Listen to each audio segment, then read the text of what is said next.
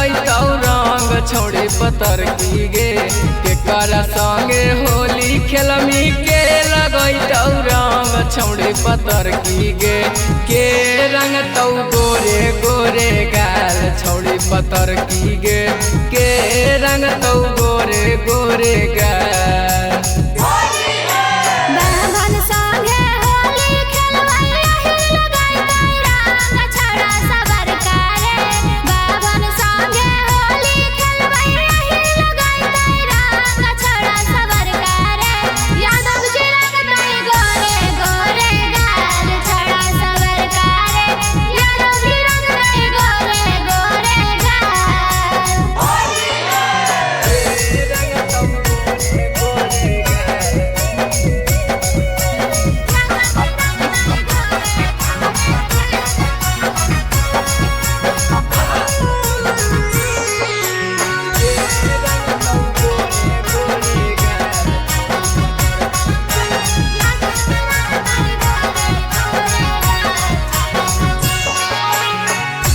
तना जे सज के निकलमी तू गलिया में छौड़ निहारे लगतौ छौड़े तोरा होलिया में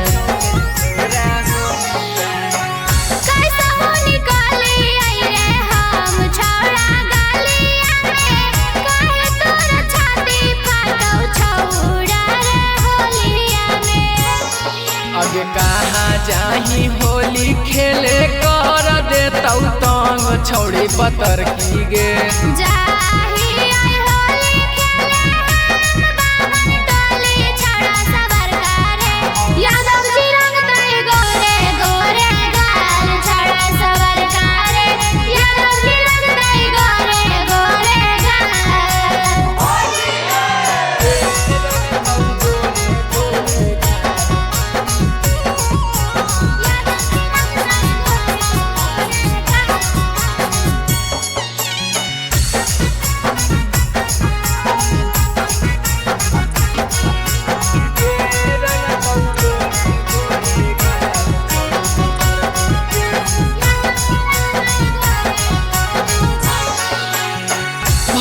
होली रही है अगोरी के आंगना मागे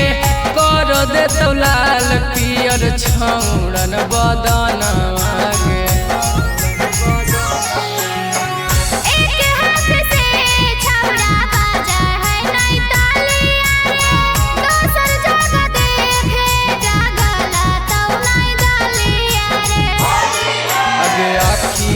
से गोली मारो ही देखे में लागो ही भोली छौड़ी पतर की गे